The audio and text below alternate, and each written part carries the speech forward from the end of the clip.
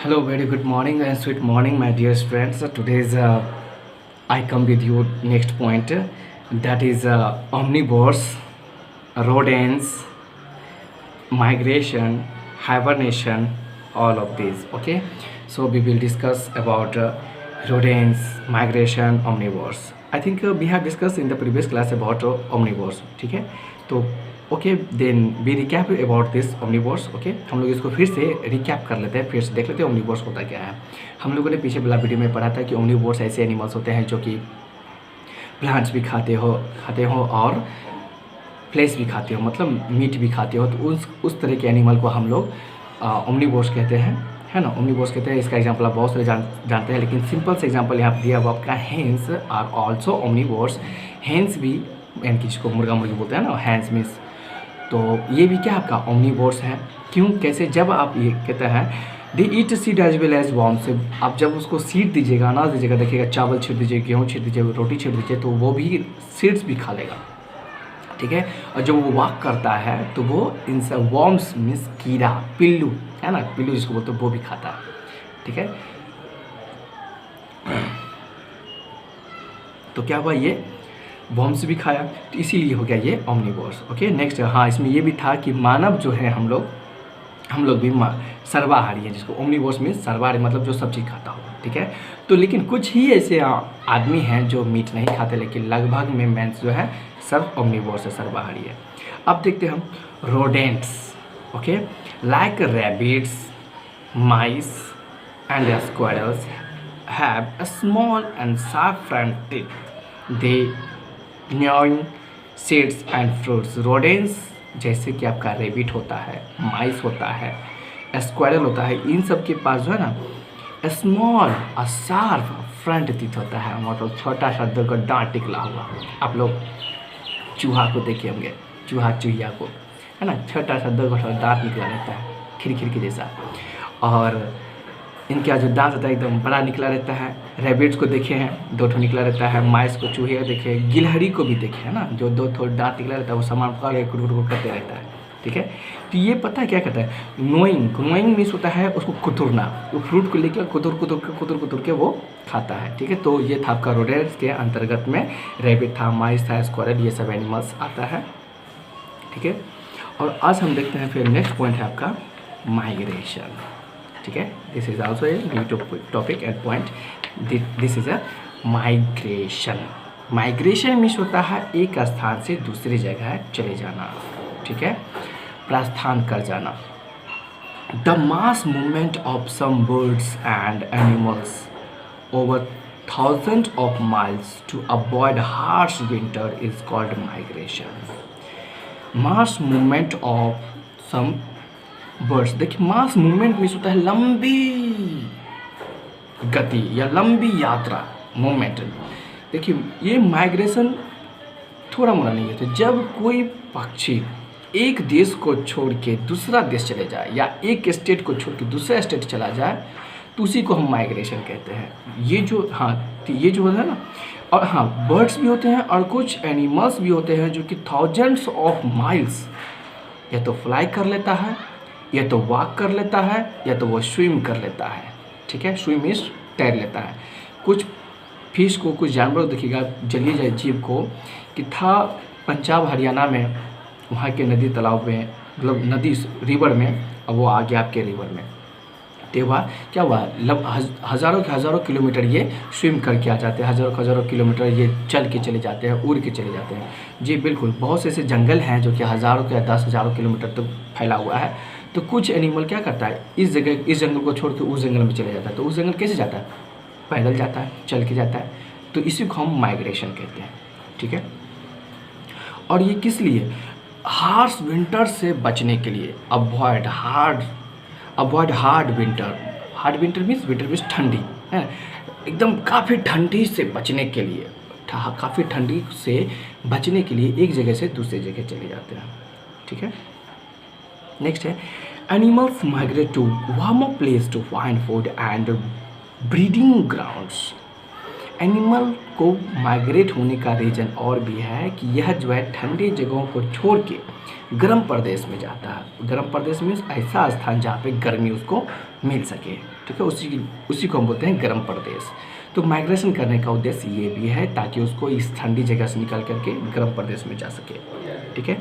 और भी है एंड ब्रीडिंग ग्राउंड्स, और ताकि वो अपने बच्चे को दे सके, ठीक है, and to avoid the harsh winter condition, और वो ठंडी से बच सके। ये है आपका 2-3 कंडीशन जो कि माइग्रेशन करना मजबूरी हो जाता है उसका। यदि वो माइग्रेट नहीं कर पाएगा तो वो बेचारा वही ठंडी से मर जाएगा, ठीक है।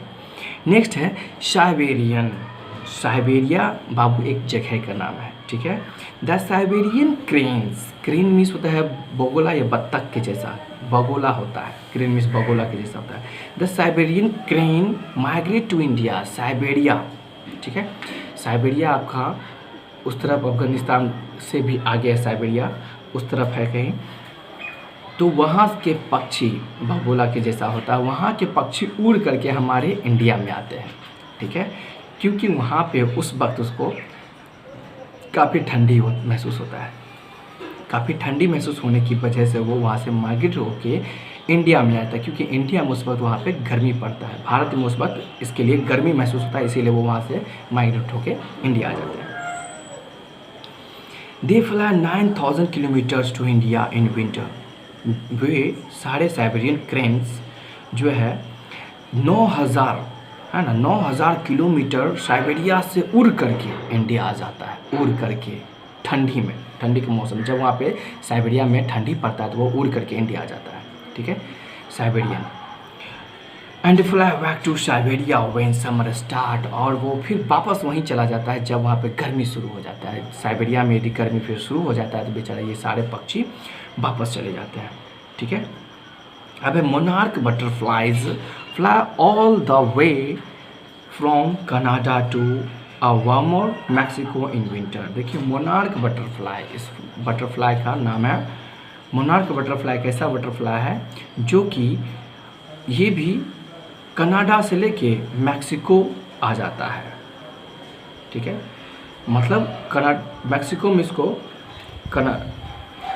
Fly all the way from Canada to a warmer Mexico in winter. तो मतलब जब उसको कनाडा में उसको ठंडी महसूस होता है, पक्षी का नाम है, क्या नाम है,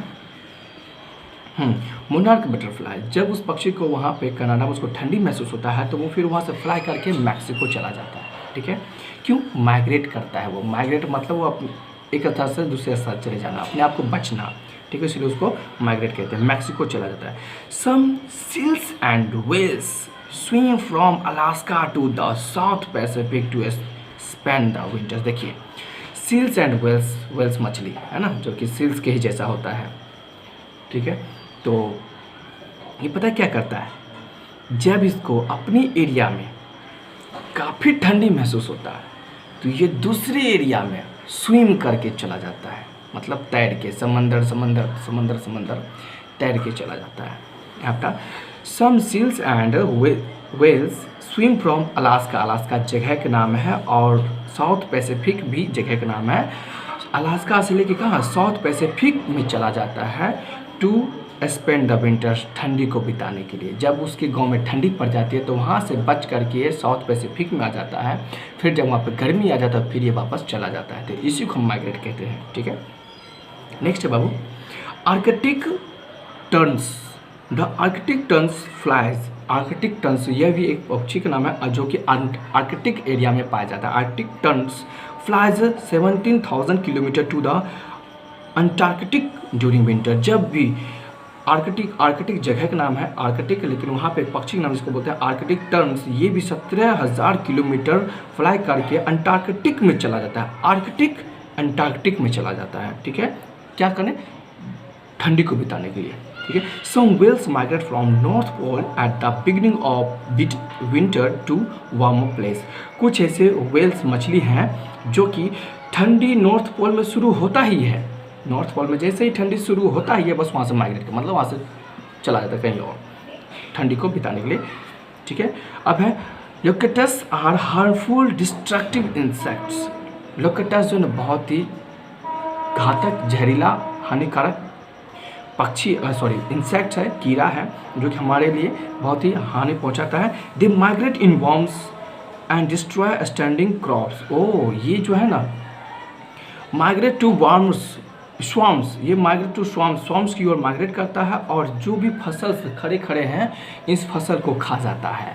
यह भी एक इंसेक्ट है जो कि आप लोग मोटू पतलू फिल्मों में देखे होंगे, धारावाहिक में बहुत सारा मक्का का गाछ लगा होता है, उसमें ढेर सारा उड़ के आता है इंसेक्ट्स उसको खाने के लिए। तो इस तरह का जो है ना ये इंसेक्ट होता है जो कि फसल खड़े अच्छे खासे फसल को वो खा जाता है। ठीक है, और नेक्स्ट आपका हाइबरनेशन। ओके, हम लोगों ने माइग्रेशन पढ़ लिया, आप देखते हैं hibernation. In hibernation some animals sleep through cold winter. देखिए हाइबरनेशन में क्या होता है, कुछ जानवर एकदम जब तक कोल्ड विंटर होता है, ठंडा समय होता है, मौसम होता है, तब तक वो सोया रहता है। This sleep is not like normal sleep. ये जो सोने का जो तरीका होता है ये साधारण सोने का तरीका नहीं है, जैसे कि हम लोग आज सोएं सुबह उठ गए, रात को सोएं सुबह उठ गए, ऐसा सोना वाला नहीं होता है। ठीक है, where loud noises can wake up, जहाँ पे ये सिंपल सा सोना नहीं है जहाँ पे थोड़ा सा भी आवाज़ होता है हम लोग जाग जाते हैं, नहीं, ऐसा सोना नहीं होता है।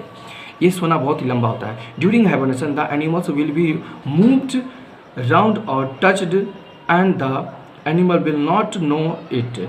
जब ये हाइबरनेशन चला जाता है, जब ये सो जाता है, एकदम डीप साउंड में सो जाता है, तब आप जो है उसको छू भी सकते हैं, उसको टच भी कर सकते हो, उसको हिला भी सकते हैं, उसको पता ही नहीं चलेगा।